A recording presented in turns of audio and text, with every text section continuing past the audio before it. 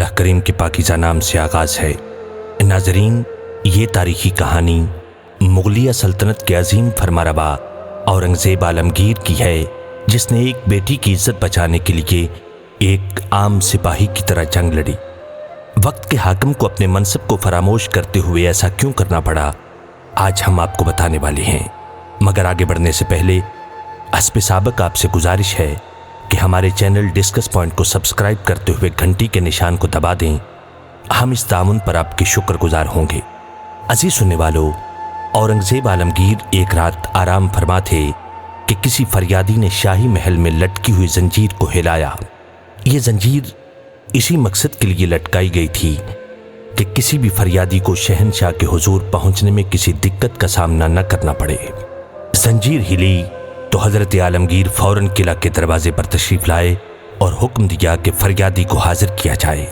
थोड़ी देर के बाद एक ज़ईफ़ा को हाजिर किया गया। ज़ईफ़ा ने आदाब शाही बजा लाने के बाद अर्ज़ किया, हुजूर, मैं रामनगर से आ रही हूँ, जो आगरा से 15 मील के फासले पर है। मेरी एक जवान बेटी है जिसकी मंगनी मेरी खुशी से एक रिश्तेदार से हो चुकी है। गांव के ज़मींदार का बेटा मेरी बेटी से शादी करना चाहता है। मैंने इनकार कर दिया है, लेकिन अब उसने इरादा कर लिया है कि वो ज़बरदस्ती मेरी बेटी को अपनी हवस का शिकार करे। मैं बेवा हूँ, गरीब और लाचार हूँ। वो ज़िम्मेदार है, मैं किस तरह इसका मुकाबला कर सकती हूँ। हज़रत आलमगीर ने फरमाया, घबराओ नहीं, इसका इंतज़ाम कर दिया जाएगा। ज़ईफ़ा ने कहा, हुजूर, मुझे आज ही खबर मिली है कि आज रात को वो अपने दोस्तों की मदद से ज़बरदस्ती घर से निकाल कर मेरी बेटी को ले जाएगा। मुझे यकीन है कि ऐसा हो जाएगा। मैं ये सुनते ही इधर भागी हूँ और ज़ोफ़ पीरी के बाइस बमुश्किल इस वक्त तक पहुँच सकी हूँ। मुझे यकीन है आप इंतज़ाम फरमाएंगे, मगर बेसूद जो कुछ होने वाला था हो चुका होगा या अनकरीब हो जाएगा। शहंशाह आलमगीर ने उसी वक्त हुक्म दिया कि 2 घोड़े हाजिर किए जाएं और फिर थोड़ी ही देर में तैयारी करके ज़ईफ़ा से कुछ बातें दरियाफ्त करते हुए हुक्म दिया कि ज़ईफ़ा को इज़्ज़त व आसाइश के साथ महल खास में पहुंचा दिया जाए और खुद मुसल्लह होकर वज़ीर आज़म को हमरा लेते हुए घोड़ों को सरपट दौड़ाते हुए रामनगर को रवाना हो गए। थोड़ी ही देर के बाद गांव के करीब पहुंचे ही थे कि गुंजान दरख्तों में से कुछ आदमियों के बोलने की आवाज़ें सुनाई दी।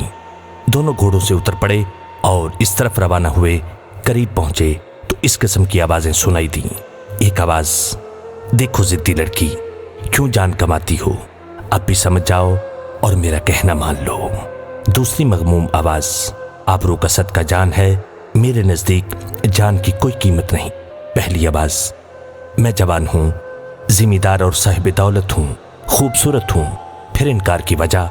दूसरी आवाज़, वजह कुछ भी नहीं, मेरी माता ने आपका पैगाम वापस कर दिया, मैं माता की अमानत हूँ। पहली आवाज़, हम तुझे जान से मार डालेंगे। दूसरी आवाज़, जो ऊपर वाले की मर्जी। पहली आवाज़, बाबा सिंह, दसूर सिंह, पहुँचो।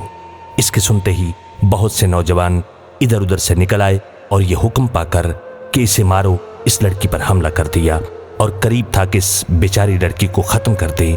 शहंशाह आलमगीर अपनी तलवार सूंध कर वहाँ जा पहुँचे और बादल की तरह गरज कर फरमाया, खबरदार। और फिर बादशाह के 2 वज़ीरों ने इन बदमाशों पर हमला कर दिया। ज़िम्मेदार के गिरोह ने शहंशाह को इस लड़की का होने वाला मंगेतर समझा और दिल खोल कर मुकाबला किया। गंबारों की हड़बोंग और लाठियों की बौछार ने शहंशाह और वज़ीरों को ज़ख्मी कर दिया, लेकिन इकबाल शाही और असफहानी तलवारों की काट ने आखिर कई एक को मौत के घाट उतार दिया और कितनों ही के हाथ पांव कट गए, बाकी मांदा भाग गए। जख्मों में चूर शहंशाह ने इस लड़की को, जो इस मंजर को देखकर बेहोश हो चुकी थी, घोड़े की पीठ पर डाला और पीछे आप बैठकर वापस रवाना हुए। वजीर भी जख्मों से निडाल हो चुका था। बादशाह उसे भी संभाले हुए आ रहे थे।